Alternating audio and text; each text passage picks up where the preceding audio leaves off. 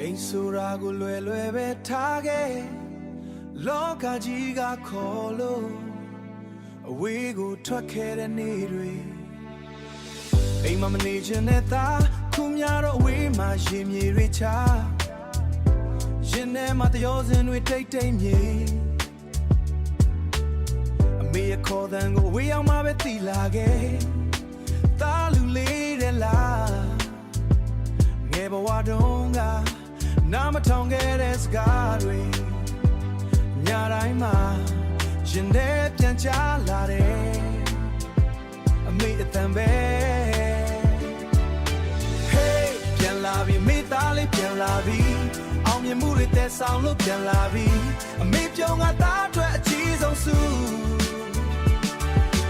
ဒီကဘာမမေကအမျက်နှိုးဆုံးပဲအိုးမေစီကိုရောက်လန်းခဲ့ပြီအိမ်ဆိုတဲ့နှွေးထွေးတွေရှာတွေ့ပြီထုတ်ပိုးတွေပြင်ပြီးအိမ်ပြန်လန်းကိုစဉ်းစားလွမ်းရတဲ့နေ့တွေကများလုံးလို့ရင်ထဲမှာအေးဆက်သွားအပြင်လောကကချမ်းတမ်းနဲ့မေမရှိရင်ခက်ခဲတာမာတွေအတွက်အခုတော့နောင်တတွေပဲလက်ဝဲဖုန်းဆက်တိုင်းမေပြောတဲ့နေကောင်းလားဆိုတဲ့စကားအတန်ကြားယုံနဲ့မျက်ရည်တွေဝိုင်းခဲ့ရတဲ့ခါအခုတော့ပြန်လာပြီဘာကိုမှငဲတော့ဘူးအခုတော့ပြန်လာပြီဘာကိုမှငဲတော့ဘူးအမေလက်ကိုစုပ်ကိုင်ပြီးဘယ်မှမသွားတော့ဘူး Hey ပြန်လာပြီမိသားလေးပြန်လာပြီအောင်မြင်မှုတွေတက်ဆောင်လို့ပြန်လာပြီအမေပြုံးကသားအတွက်အကြီးဆုံးစုဒီကဘာမမေကအမျက်နှိုးဆုံးပဲအိုးမေစီကိုရောက်လန်းခဲ့ပြီအိမ်ဆိုတဲ့နှွေးထွေးတွေရှာတွေ့ပြီအချိန်တွေလွန်သွားလဲနောက်မကြသေးဘူးတားရဲ့စိတ်တွေမရှိတဲ့စီပဲ OD မပြောဖြစ်တဲ့ချစ်ချင်းတွေအားလုံးကိုရင်ထဲကနေအော်ဟစ်ပြီးပြောချင်တယ်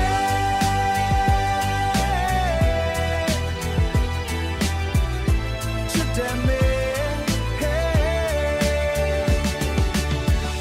အမေကိုဥခိုက်ကန်တော့လိုက်ပါရစေအဝေးရောက်နေတဲ့သားအိမ်ဆိုတာနိုင်ရမဟုတ်ဘူးအမေရှိတဲ့နေရာပဲ